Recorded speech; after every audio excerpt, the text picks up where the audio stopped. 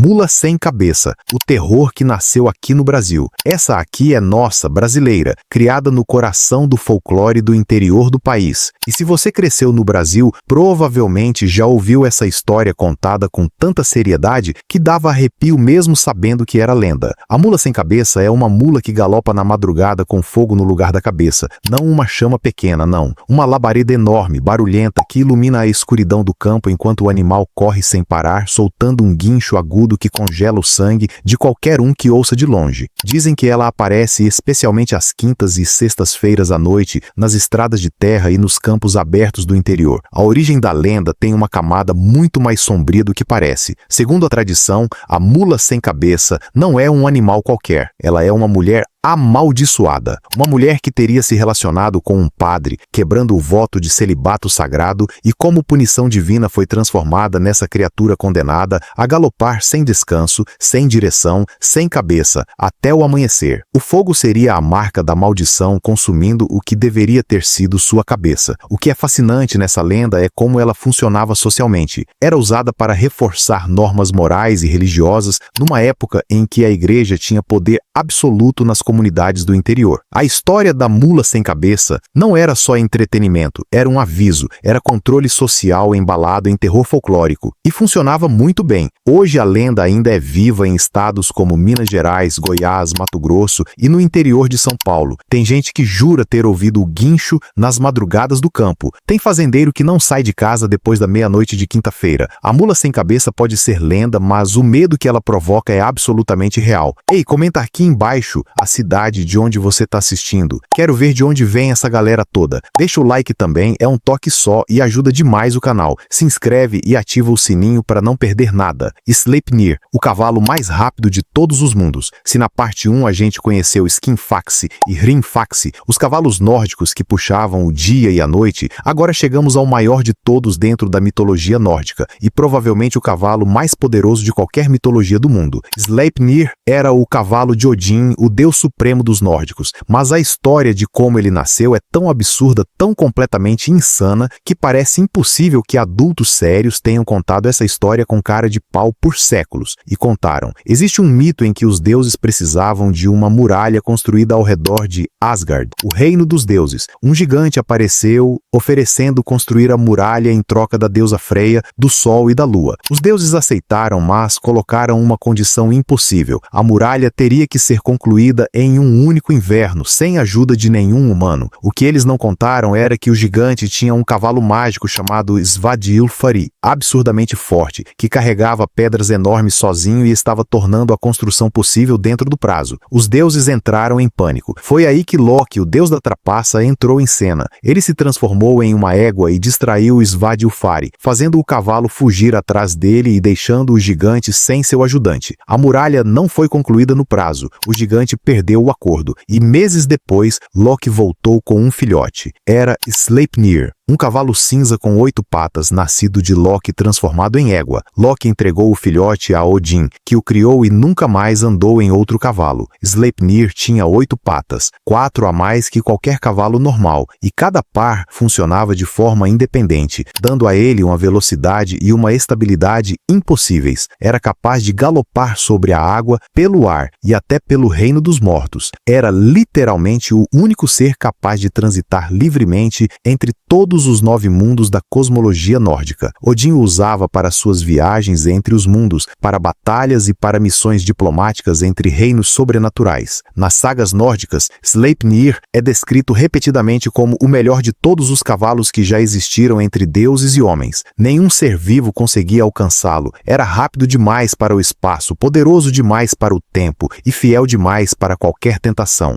Nuke que lá vi, o monstro, que não tinha pele e cheirava a morte. Prepara o estômago porque esse aqui é o mais perturbador de toda a lista, das duas partes. O Nuke que lá vi vem das lendas das ilhas Orkney, na Escócia, e é descrito com um nível de detalhe tão específico e tão nauseante que parece o relato de alguém que realmente viu a criatura. Metade homem, metade cavalo, mas não como os centauros elegantes da mitologia grega. O Nuke lá vi não tinha pele, nenhuma. O corpo inteiro era exposto, músculos negros, veias amarelas pulsando visivelmente, sangue escuro circulando em tempo real por baixo da carne crua, e tinha apenas um olho enorme, vermelho como brasa, no centro da cabeça humana que ficava curvada sobre o corpo do cavalo. E o cheiro? Os relatos antigos descrevem um odor de morte e podridão tão intenso que podia fazer uma pessoa desmaiar antes mesmo de ver a criatura. Ele saía do mar, especialmente em noites de tempestade, e destruía plantações, envenenava rios, espalhava doenças entre o gado e atacava qualquer humano que encontrasse. A única proteção conhecida contra o Nukelavee era cruzar um rio de água doce. A criatura não conseguia atravessar a água doce e parava na margem, urrando de raiva enquanto a vítima escapava. Por isso, os moradores das Orkney nunca viajavam perto do mar à noite sem saber onde ficavam os riachos e rios do caminho. O que é fascinante é que o Nukelavee não era uma criatura abstrata de livro. Era levado a sério como ameaça real. Pescadores mudavam suas rotas por causa dele. Famílias inteiras tinham protocolos de segurança baseados nessa lenda. Ele representava tudo que o mar tinha de mais aterrorizante, invisível, imprevisível, destruidor e completamente além do controle humano. Shadavar, o unicórnio persa que fazia música com o vento. Do Oriente Médio Antigo vem uma das criaturas mais delicadas e ao mesmo tempo mais sinistras dessa lista. O Shadavar era uma criatura da mitologia persa com aparência semelhante a um unicórnio, um único chifre saindo da testa, mas com uma diferença que mudava tudo. Esse chifre era oco e tinha 42 ramos que saíam dele como galhos de árvore. Quando o vento soprava através desses galhos ocos, o Shadavar produzia sons, não qualquer som, música, uma melodia tão bela, tão hipnótica, tão absolutamente irresistível que qualquer animal que ouvisse ficava paralisado no lugar, completamente enfeitiçado, incapaz de se mover ou pensar. Pássaros pousavam, animais selvagens se aproximavam sem medo, humanos largavam o que estavam fazendo e caminhavam em direção ao som sem conseguir resistir. E era exatamente aí que o perigo entrava, porque enquanto as vítimas estavam hipnotizadas pela música, o Shadavar se aproximava. As versões mais antigas da lenda dizem que ele usava esse poder para capturar presas. A música era uma armadilha biológica, uma isca sonora perfeita, mas há uma interpretação mais filosófica que os persas também cultivavam. O Shadavar, como símbolo da beleza que paralisa, do prazer que aprisiona, da arte tão perfeita que rouba a liberdade de quem a experimenta. Uma metáfora sobre como a beleza extrema pode ser tão perigosa quanto qualquer ameaça física. Kirin, a criatura que só aparecia para anunciar um grande líder. Do Japão, China e demais culturas do leste asiático, vem talvez a criatura mitológica mais reverenciada de toda essa lista. O Kirin, também chamado de Qilin na tradição chinesa, era considerado um dos 4 animais sagrados supremos, ao lado do dragão, da fênix e da tartaruga. Visualmente era uma mistura impressionante, corpo coberto de escamas douradas como um dragão, patas de veado, cauda de boi e 1 ou 2 chifres na cabeça. Algumas tradições o descrevem envolto em chamas ou numa aura de luz. Era grande, majestoso e absolutamente impossível de ignorar. Mas o que tornava o Kirin verdadeiramente especial não era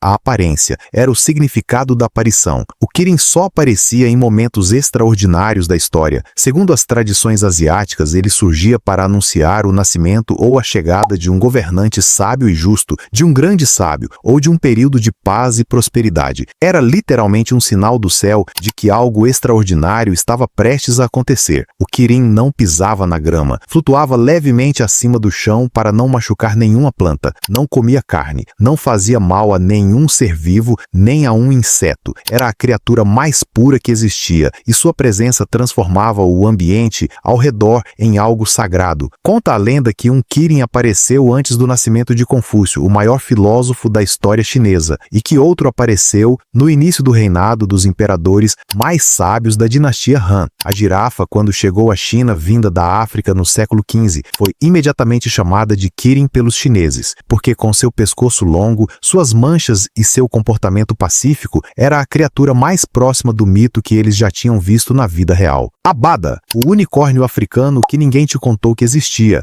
e encerramos com uma criatura que praticamente ninguém conhece fora do continente africano, e que merecia muito mais atenção do que recebe. A Abada vem das tradições do Congo e de outras regiões da África Central. Era descrita como uma criatura do tamanho de um burro ou pônei, com 2 chifres curvos saindo da testa. Não um como o unicórnio europeu, mas 2, ligeiramente diferentes um do outro em formato. O corpo era robusto, parecido com um rinoceronte pequeno, com patas fortes e uma presença física intimidante. Mas o que definia a Abada não era o visual, era o poder dos chifres. Assim como o unicórnio europeu, os chifres da Abada tinham propriedades curativas extraordinárias. Especificamente, eram considerados o antídoto perfeito contra qualquer veneno conhecido. Reis e chefes de tribos da região pagavam fortunas por fragmentos de chifre de Abadá que eram usados em cerimônias de proteção e em rituais de cura. A Abada era considerada um animal solitário, extremamente difícil de encontrar, que habitava as florestas mais densas e inexploradas da África Central. Apenas os caçadores mais experientes e espiritualmente preparados tentavam rastreá-la, e a maioria voltava sem encontrar nada. O que é extraordinário na Abada é que ela representa algo muito importante. A África tinha sua própria tradição de criaturas equinas míticas completamente independente da Europa e da Ásia. Enquanto o mundo ocidental celebrava o unicórnio branco e o mundo asiático venerava o quirim dourado, a África Central tinha a Abada, poderosa, real dentro de sua tradição e quase completamente apagada da conversa global sobre mitologia. Agora você sabe que ela existiu, e isso já é alguma coisa. Ei, comenta aqui embaixo o seu nome e a cidade de onde você está assistindo. Quero conhecer essa galera toda. Deixa o like também, é um toque só e ajuda demais o canal. Se inscreve e ativa o sininho para não perder nada. Valeu e até mais beijos.